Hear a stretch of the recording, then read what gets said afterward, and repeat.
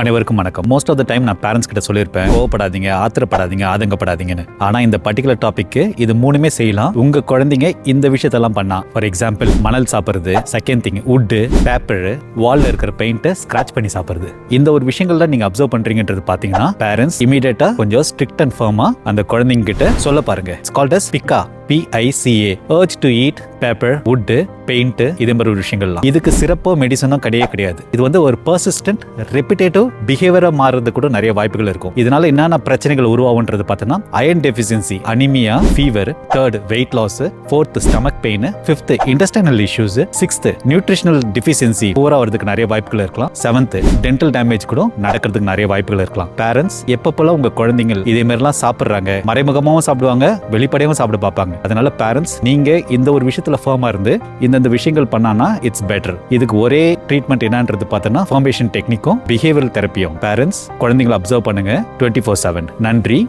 வணக்கம்.